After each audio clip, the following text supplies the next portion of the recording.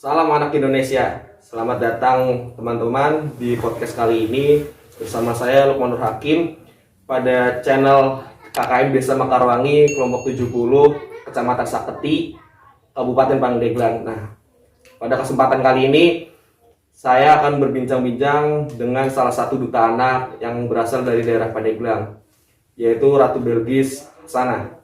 Silakan Belgis. Halo semuanya, saya Ratu Belgis Hasanah dari Forum Anak Kabupaten Pandeglang. Oke, jadi biar lebih nyaman aja kita lepas dulu masker kita. Oke, pada kesempatan hari ini kita akan membahas mengenai hak dan kewajiban anak. Oke, sebelumnya saya ingin bertanya terlebih dahulu kepada Belgis, apa sih anak itu menurut Belgis?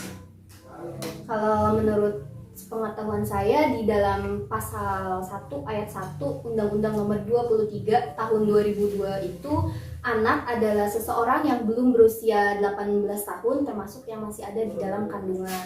Nah, jadi semua yang belum berusia 18 tahun mau dari masih di kandungan itu termasuk anak. Oke, jadi itu menurut secara pengertian mengenai anak. Iya. Nah, sedangkan yang saya tahu anak itu memiliki kewajiban. Kewajiban anak itu yang Belgis tahu itu apa aja sih sebenarnya? Ya, kalau kewajiban anak ada kewajiban anak itu ada di rumah, di sekolah, sama di lingkungan masyarakat. Kalau kewajiban anak di rumah itu membantu orang tua, menghormati perbedaan di antara saudara-saudaranya, berbicara dan berperilaku sopan santun. Kalau misalnya di sekolah kayak menghormati guru, menyayangi teman, belajar, terus membersihkan ruang kelasnya. Kalau di masyarakat ya hampir sama dengan yang di keluarga, seperti menghormati perbedaan, menjaga perilaku dan perkataannya, saling menyayangi, saling menghormati perbedaan. Itu sih, Kak. Oke, itu secara kewajiban anak ya. Nah, selain kewajiban anak itu yang pernah saya baca, anak itu memiliki hak. Iya. Nah, dari Belgis sendiri, hak-hak anak ini sebenarnya apa aja sih yang harus didapatkan oleh anak? Ya. Oke, silakan. Kalau hak anak itu sebenarnya ada banyak, ada 31. Nah, sebelum itu kita bahas tentang 4 hak dasar anak dulu. Yang pertama itu ada hak untuk hidup, yang kedua hak tumbuh dan berkembang, yang ketiga itu hak mendapatkan perlindungan, yang keempat yaitu hak berpartisipasi.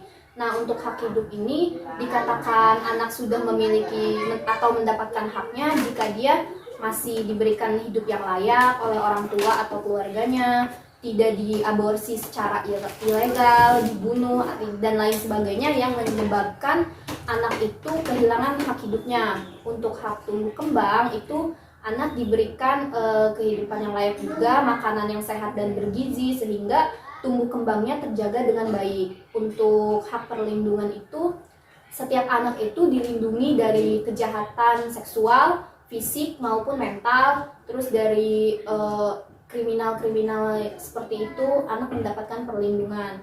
Untuk berpartisipasi, anak juga berhak berbicara, menyampaikan pendapatnya, menyampaikan aspirasinya, menyampaikan apa yang dia inginkan gitu.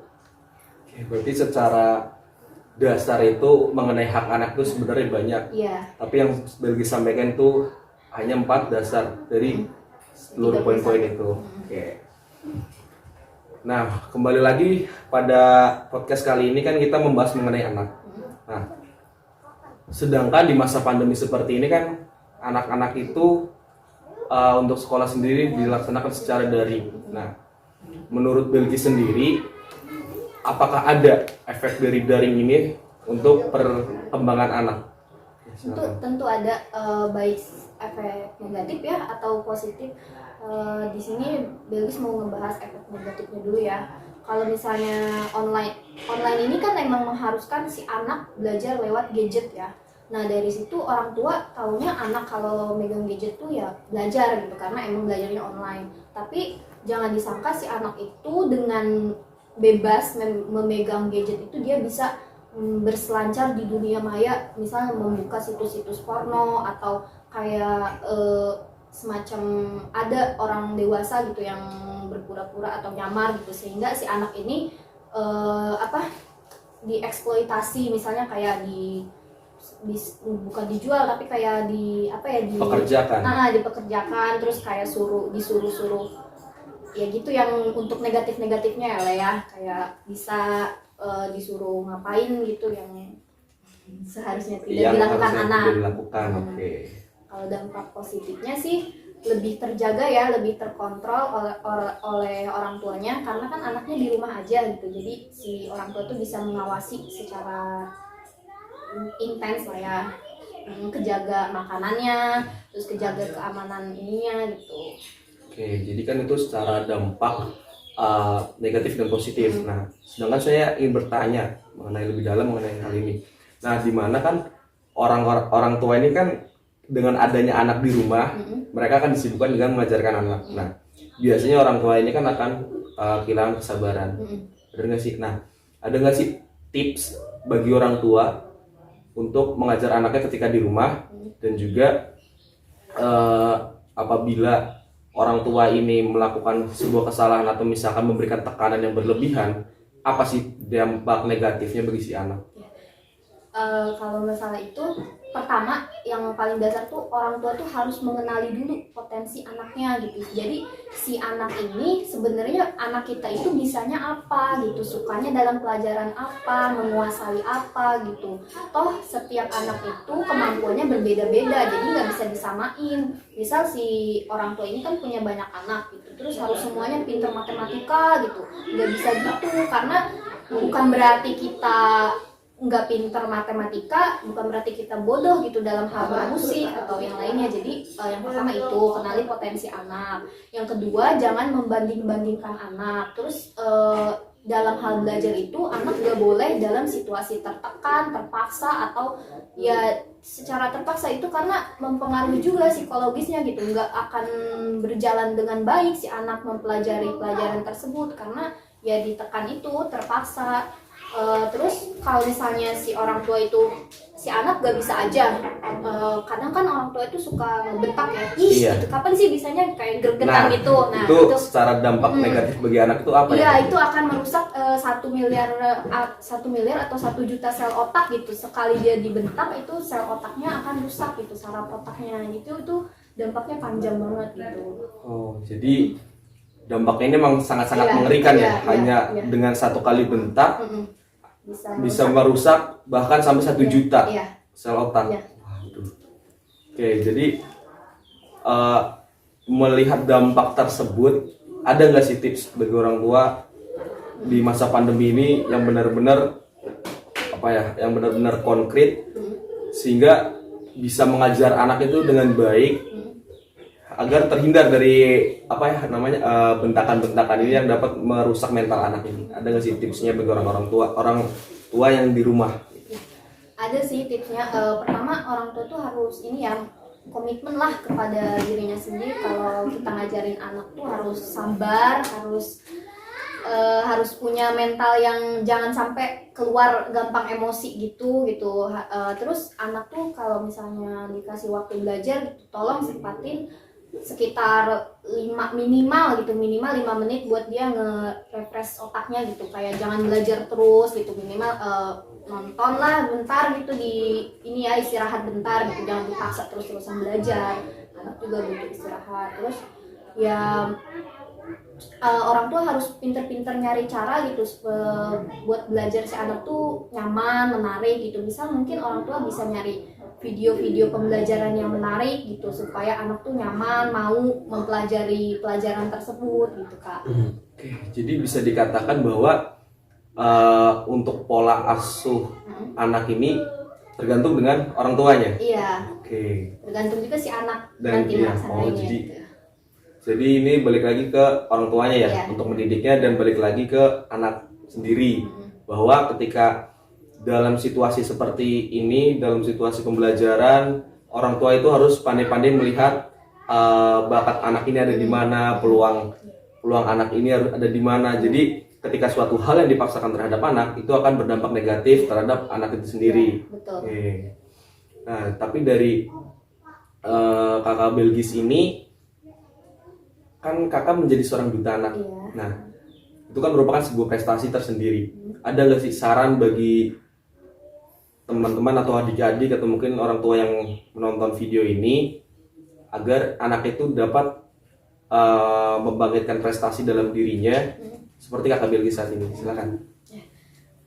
Pertama ya kembali lagi ya, kita harus ngenalin potensi si anak itu, jadi kita bisa mengarahkan. Kadang tuh orang tua zaman sekarang tuh, misal si anak tuh dapat nilai di pelajaran yang matematika lah ya 60 gitu, terus dia di pelajaran seni dapat 90, malah orang tua itu yang dikelesin, disuruh dibelajarin lagi tuh matematikanya gitu, padahal ini loh seni tuh yang dia potensinya unggul gitu, sampai dia dapat 90, harusnya itu difokusin di situ supaya jadi tambah bagus gitu loh Kak gitu. Jadi bisa dikatakan banyak orang tua yang memilih cara mendidik anak itu salah. Iya, masih belum paham lah ibaratnya.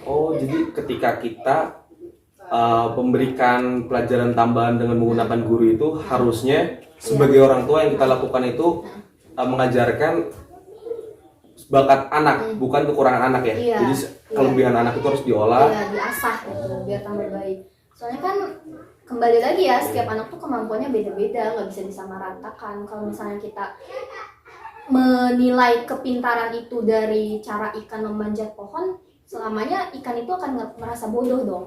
Ya, gitu. Mungkin untuk terakhir nih, pertanyaan terakhir.